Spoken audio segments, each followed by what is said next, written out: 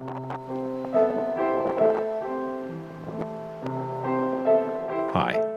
this is Gene Sherrard.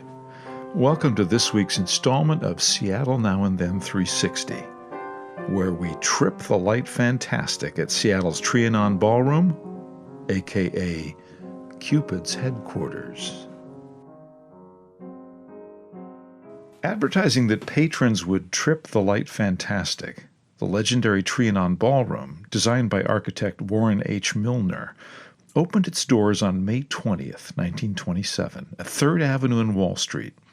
With its springy white maple floors, overseen by a giant silver clam-shaped bandshell, the Trianon quickly became Seattle's premier dance palace.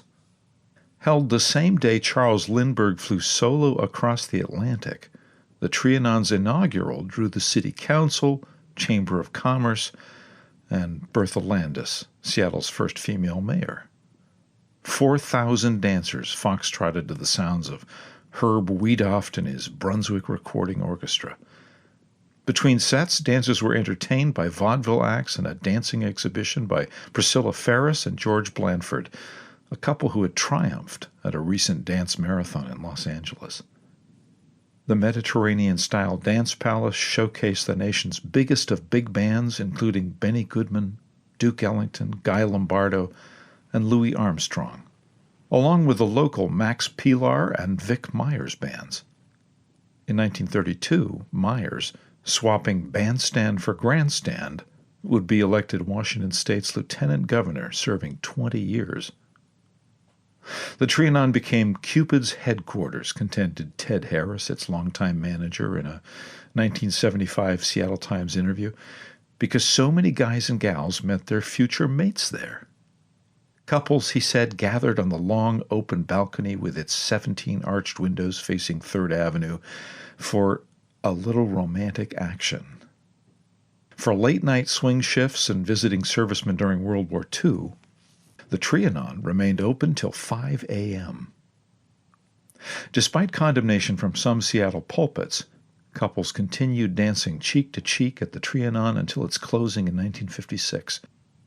By then, ballroom dancing was declining in popularity as the youth of America fell under the spell of less formal dance moves of rock and roll. Here we must sound a particularly sour note. Through much of its tenure, the Trianon's owner, John E. Savage, insisted upon a segregated dance floor, claiming repeatedly and falsely that a city ordinance prohibited mixed-race dancing. The result? Hugely popular African-American musicians were welcome to perform, while African-American dancers were turned away. For Seattle's growing black community, this irony was painfully bitter, scarcely remedied by management's compromise of selected Monday night shows set aside for colored folks. After the ballroom's closure, the building was converted for use as a GovMart department store, then into an exhibition warehouse for a business selling pool tables, shuffleboards, and jukeboxes. Before partitioned office spaces took over the vast Trianon interior, the maple floor was cleared one last time, and on May 18th, 1985, 2 days shy of the 58th anniversary of its original opening, the Trianon held its last dance in the ballroom. All were welcome. In our then photo, this 1927 Vantage looks southeast along 3rd Avenue towards the full block between Wall and First Streets, where the just-completed Trianon Ballroom would prove an anchor in the emerging Denny Regrade business district, attracting thousands of dancers each night. And here's the front cover of the Trianon's opening night booklet, recently tracked down by collector Ron Edge. For a look inside, go to pauldorpat.com.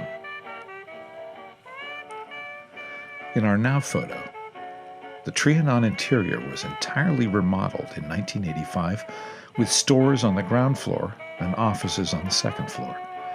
Preserved was the original Moorish-style brick facade with arched windows. Lining a 3rd Avenue crosswalk, a group of accommodating couples celebrates this upcoming Valentine's Day with waltzes, and Lindy Hop.